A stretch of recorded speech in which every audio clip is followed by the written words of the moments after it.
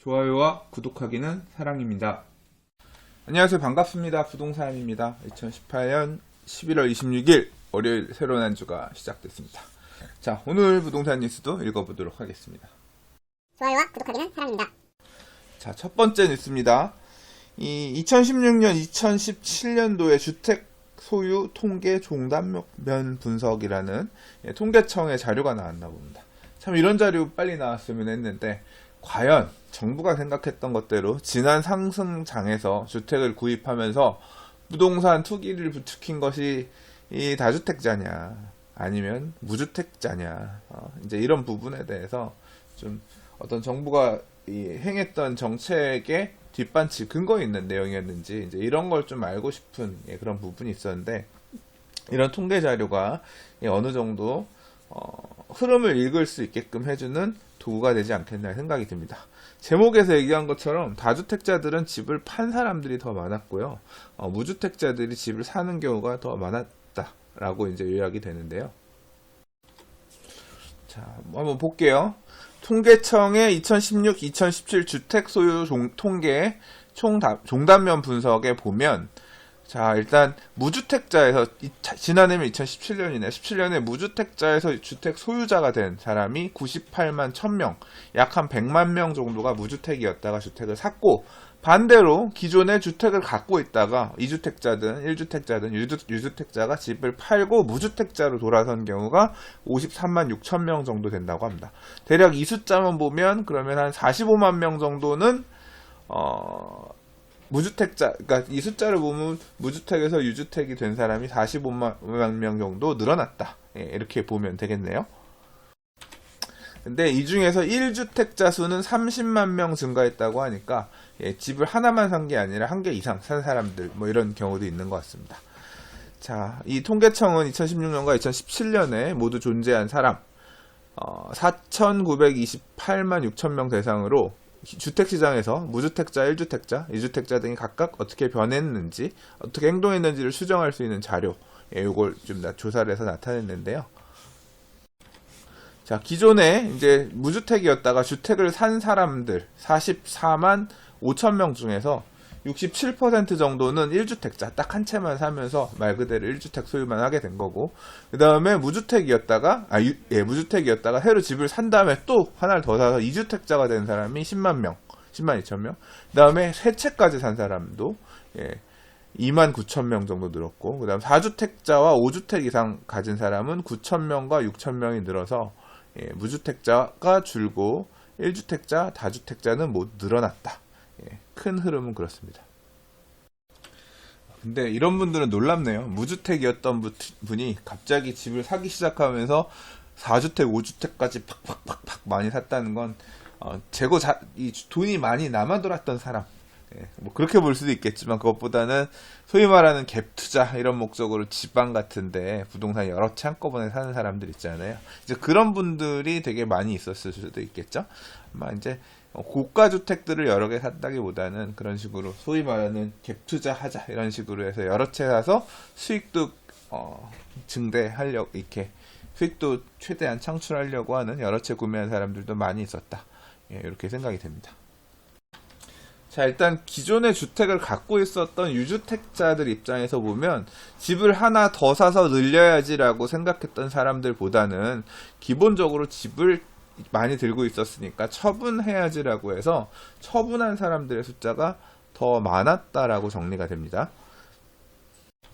예를 들자면 2016년 1주택자 1068만 명 중에서 2017년에 무주택자가 된 사람이 50만 9천 명인데 그 사람들 중에서 1068만 명 중에서 집을 더 사서 2주택 이상을 보유하게 된 사람은 38만 명으로 더 적었다. 하나를 더 살라고 움직인 사람보다 기존에 있는 보유하고 있던 집을 팔면서 무주택자가 된 사람이 더 많았고 그냥 그대로 1주택 안 팔고 갖고 있었던 사람은 972만 명이었다고 하고요.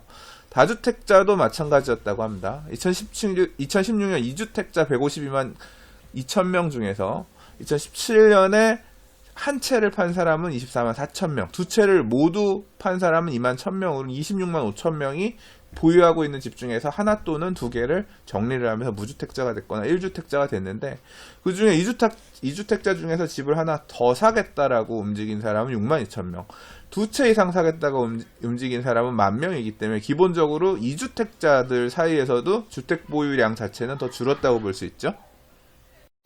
자, 3주택자는 어떠냐? 238,000명 중에서 집을 판 사람이 44,000명, 두 채 이상 판 사람이 14,000명. 그래서 한 58,000명 정도가 집을 3주택자 중에서 하나 또는 두 개를 판 거고요. 그것보다 주택수를 늘린 사람은 19,000명. 그렇기 때문에 3주택자에서도 보면 전체적으로 주택 보유 숫자를 늘린 사람보다 줄인 사람들이 더 많다는 얘기입니다. 4주택자도 같은 흐름이에요. 11,000명이 집을 한 채 팔거나 18,000명이 보유 주택수를 줄였지만 보유 주택수를 4주택자 중에서 늘린 사람도 있는데 7,000명이 늘렸다고 합니다. 5주택자 이상에는 이제 5주택자 이상부터는 통계가 그렇게 좀 뚜렷하게 드러나지는 않는 것 같습니다. 자, 각 구간에서 전체적으로 주택을 여러 채 보유했던 사람들은 주택들을 판 경우들이 더 많았는데, 일단 무주택자였던 사람들이 2016년, 17년에 주택을 구입하는 데 나서서, 그러니까 주택을 구입한 사람들이 되게 많이 늘었고, 또 1주택뿐만 아니라 2주택, 3주택, 4주택, 5주택까지 한꺼번에 주택을 늘린 사람들, 무주택이었던 사람들 중에 그런 사람들이 되게 많았기 때문에 전체적으로 1주택자와 다주택자의 숫자가 모두 늘어났다, 이렇게 보여져요. 다만 기존의 주택 소유자 중에서는 매각한 사람들이 많고 무주택이었던 사람들이 시장에 참여하면서 1주택 또는 2주택 이상 다주택이 되면서 전체적으로 1주택자와 다주택자의 숫자는 늘어나는 모양새가 됐다라고 얘기가 되고요. 그리고 이 기간 안에 공급된 주택들, 전체적인 주택수들이 되게 많아서 특히 입주 물량들 많은 것들, 이런 것들이 결국은 전체적으로 주택 숫자가 늘어나는 거였잖아요. 이런 부분들도 포함된 신도시 입주들 지난 2년간 엄청 많았죠. 지금 이제 또 서울도 2018년 입주 물량들 계속 늘어날 텐데 이런 부분들도 반영이 됐다라고 얘기가 됩니다. 자, 전문가들은 지난해 주택시장에서 실수요의 영향이 컸다, 다주택자들이 늘긴 했지만 오히려 집을 처분한 사람이 더 많았던 점에 주목하면서 정부가 이를 정책에 더 적극적으로 반영해야 된다고 지적했다라고 하네요. 일단 비판은 그런 거죠. 다주택자들이 자꾸 집을 더 사면서 무주택자들이 사야 될 집을 가져가니까 문제다. 그래서 다주택자 할 생각 마세요. 양도소득세 앞으로 중과할 겁니다. 기존에 갖고 있는 거 파세요. 이런 스탠스로도 나왔죠. 정부의 정책 자체가. 그래서 그러면서 언론에서 자꾸 얘기 나오는 게 그런 거잖아요. 똘똘한 한 채 현상. 쭉정이는 버리고 똘똘한 거 하나로 갈아타야 된다, 뭐 이런 식의 움직임을 만들고 있고, 그러면서 인기 지역들이 더 가파르게 물건들이 시장에 잘 나오지 않으면서 가파르게 상승하고, 그 다음에 외곽 지역의 물건이 늘어나면서 가격이 오히려 뭐 마이너스가 나거나 좀 조정받는 그런 현상들이 유도되었다, 그런 이제 비판들도 있었는데요. 자, 여러분들은 이 통계 결과가 말하는 거 어떻게 생각하세요?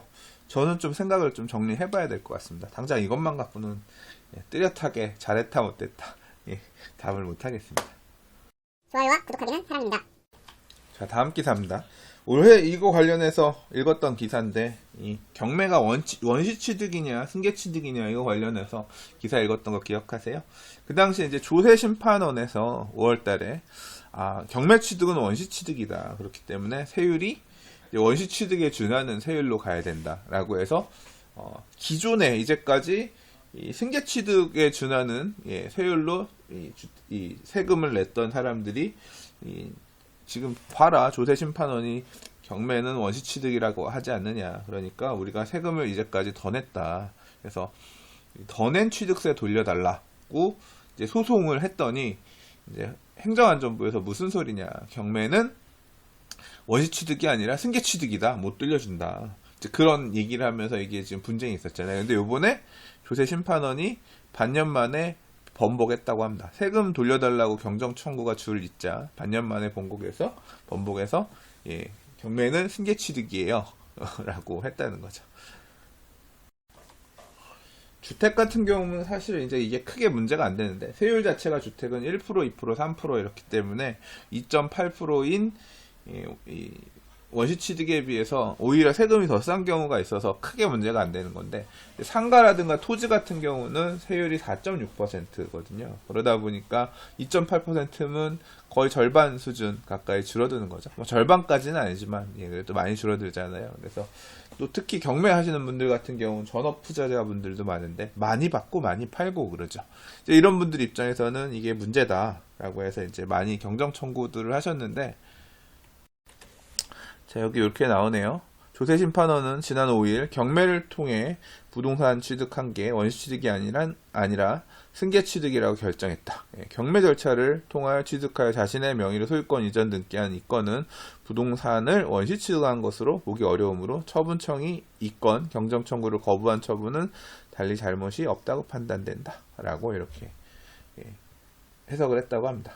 이 문제가 생겼을 때 이와 관련해서 당시에 뭐 변호사님, 세무사님들 여러분들이 페이스북이나 이런 데 통해서 의견을 주셨었는데, 조세심판원의 이 판결이 잘못된 판결이다, 이거는 잘못 이해한 거다라는 식으로 비판하신 분들이 많이 계세요. 아마 바뀔 거다, 다시 승계축으로 바뀔 거다라고 얘기들을 했는데, 그 당시에도 변호사님이 얘기하시고 했던 내용 중에 보면 대법원 판례 중에 이 경매로 인한 판결을 승계취득으로 본 사례들이 되게 여러 있기 때문에 제대로 다 분석 못한 거다, 이건 나중에 번복될 거다라고 하셨거든요.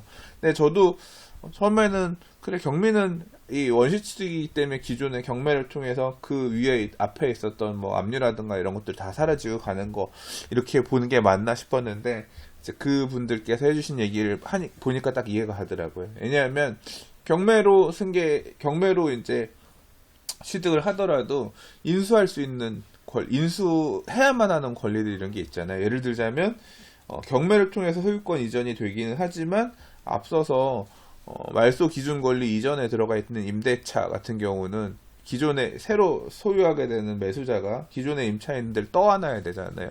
만약에 원시취득이라고 하면 아무것도 없던 상태에서 만들어지는 게 원시취득인 건데, 내가 직접 만드는 게 원시취득인 건데, 말 그대로 살고 있던 기존에 있던 임차인을 떠안아야 되는 게 어떻게 원시취득의 의미가 될 수 있느냐, 이제 이런 거죠.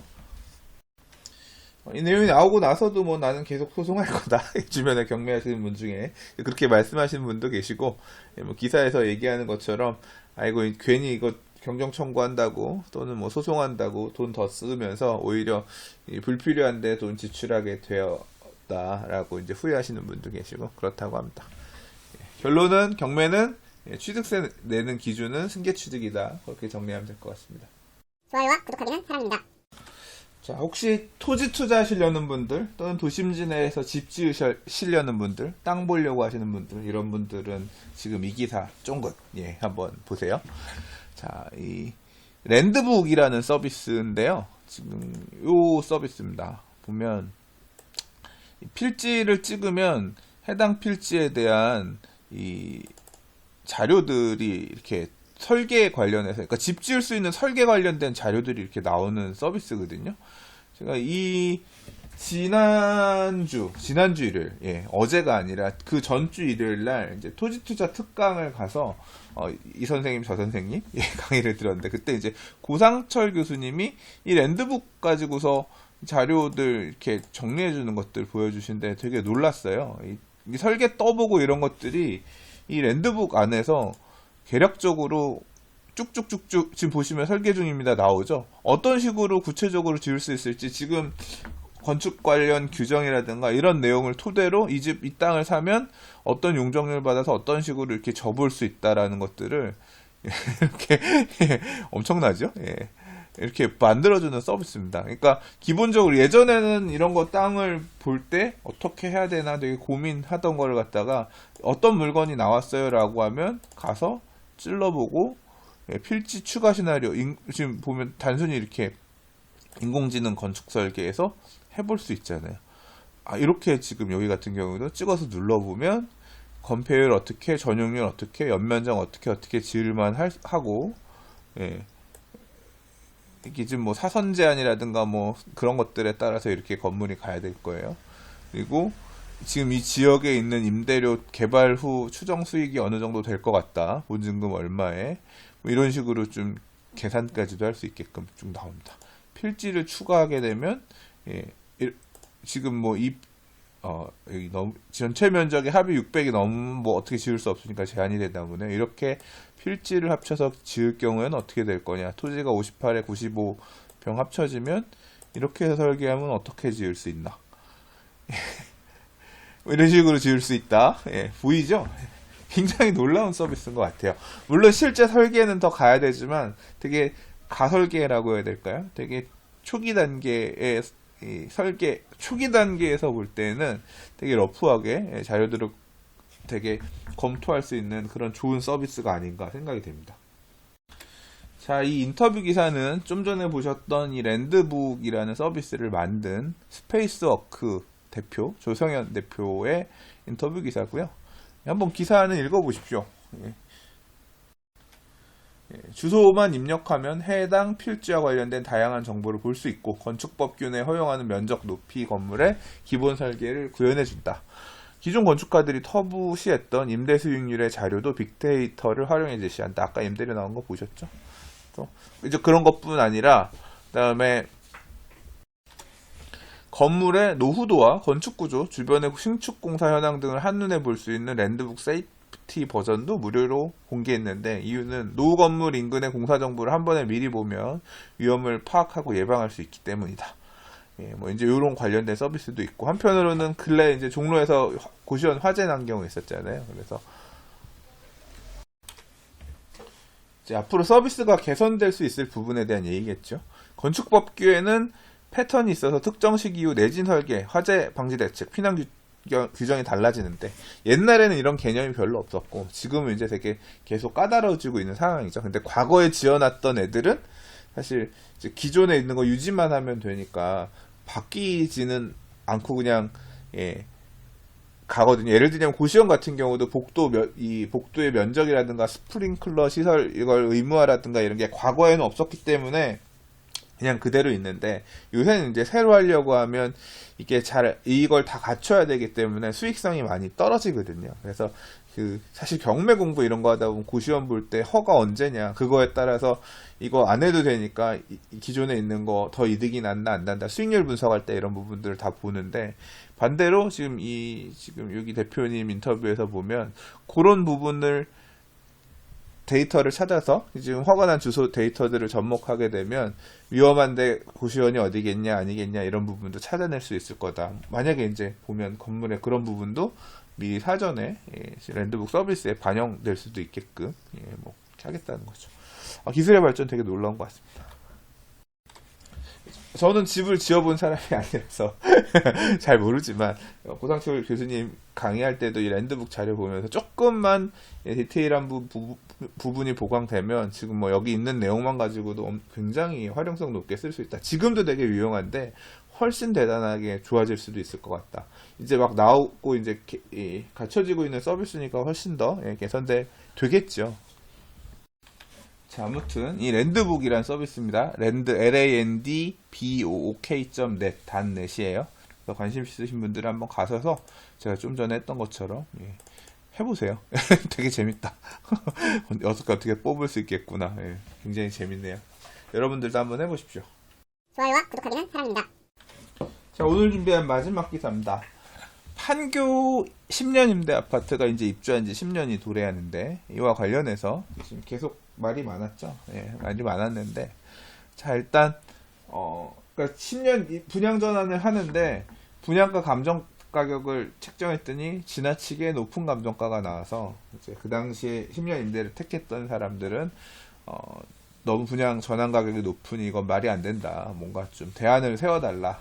이제 이런 요구들을 했고, 이와 관련해서 뉴스도 몇 번 읽었고, 앞으로 이제 이 사례부터 시작해가지고 앞으로 도래할 10년 임대 분양 전환 아파트들이 사실 이제 같은 처지에 지금 처해 있는 상황인 거죠. 집값이 많이 안 올랐으면 모르겠는데 엄청나게 많이 올랐기 때문에 이 분양 전환 받아야 되는 분들 입장에서는 굉장히 난감한 상황이 아닐 수 없을 거라고 생각이 됩니다. 자, 그래서 일단 지금 어떤 식으로 이 가닥을 잡을 거냐 봤는데 자, 이 갈등의 원인은 결국 뭐였냐면 5년 공공임대 후 분양 전환 같은 경우는 감정평가, 이 원래 처음에 분양할 때 임대주택 가격의 이제 원가라고 생각되는 그 가격 기준으로 해서 임대 가격을 산정했었거든요. 그래서 이 조성 원가랑 그 다음에 감정평가 금액의 산술 평균으로 해서 분양가가 결정되게끔 했기 때문에, 그러니까 5년 전 가격이랑 그냥 5년 후 가격의 중간 가격 정도로 분양 전환할 수가 있는데, 10년 공공임대 같은 경우는 조성 원가랑 10년 뒤 가격의 중간 가격이 아니라 애초에 뭐로 하겠냐, 10년 뒤에 가서 감정평가에서 그 가격대로 분양 전환을 해준다, 이제 이런 조건으로 공급을 했던 거거든요. 그러다 보니까 이 감정평가 금액 자체가 근래 시가를 반영해야 되니까 너무 높다라는 게 이제 근본적으로 원인이죠. 그래서 지금 보증금 조금 걸고 월세 내면서 있었던 이런 임차인들이 어떻게 그 너무 올라버린 가격을 부담하느냐, 못 받는다. 그래서 좀 형평성 맞게 다시 5년 임대처럼 이 평균값 뭐 적어도 이제 그런 부분을 요구를 하는 거겠죠. 근데 현실적으로 이게 지금 첫 스타트가 본격적으로 되는 거라서 다른 단지들도 되게 많이 있고 하기 때문에, 그리고 또 이 룰을 바꾸는 거기 때문에 만만치 않을 거라는 의견들도 있는 것 같아요. 그래서 지금 얘기 나오는 게 뭐냐면, 일단 돈이 없어서 분양 전환에 응하지 못할 경우에 난 계속 이 동네 살고 싶다라고 하면, 그냥 LH가 돈을 마련해서 건설회사로부터 정해진 금액 주고 LH가 산 다음에 기존에 살고 있던 세입자들한테 최대 9년간 재임차하는, 여기 8년이네요. 8년간 재임차하는 그런 방안을 일단 추구한다고 하고요. 그리고 한편으로는 이 정해진 금액대로 분양 전환 받게 되는 사람들 같은 경우 자금 조달이 어려울 수 있으니까, 주택 도시 기금의 디딤돌 대출 등을 활용해서 시중은행보다 낮은 금리로 길게 저리의 대출을 지원해주는 방안도 검토하고 있다고 합니다. 두 가지 형태로 지원하는 방법을 고민하는 것 같아요. 자, 어떻게 해결이 될지는 좀 지켜봐야 될 것 같습니다. 뭐 이런 내용을 골자로 하는 공공임대 지원 방안 발표 다음 달에 나온다고 하는데요. 좀 살펴볼게요. 좋아요와 구독하기는 사랑입니다. 자, 오늘 준비한 뉴스는 여기까지입니다. 오늘도 들어주셔서 봐주셔서 감사합니다. 연말이에요. 제가 앞서서 몇 번 얘기한 적은 있는데요. 이번 주까지가 딱 11월이잖아요. 제가 11월 말까지는 뉴스를 꾸준히 읽고요. 12월 달 한 달 동안은 조금 휴식을 가지려고 합니다. 휴식이라고 표현하기 좀 그렇다. 나중에 다시 얘기를 하겠지만, 좀 약간 부동산 뉴스만 읽는 이런 부동산 TV도 약간 단조로운 느낌들 들고, 뭔가 좀 다른 액티브한 코너도 좀 부동산 TV 안에 추가하고 싶은데 생각도 좀 하고 싶고, 작년에 제가 이제 12월 22일부터 이제 시작해가지고 재개발 강의 준비를 했거든요. 그래서 올해 2월달, 3월달 이래가지고 재개발, 어쨌거나 나름대로 저도 재개발 이제까지 제가 공부했던 내용을 정리할 수 있는 어떤 좋은 시간이기도 했고, 그런 시간이 필요하더라고요.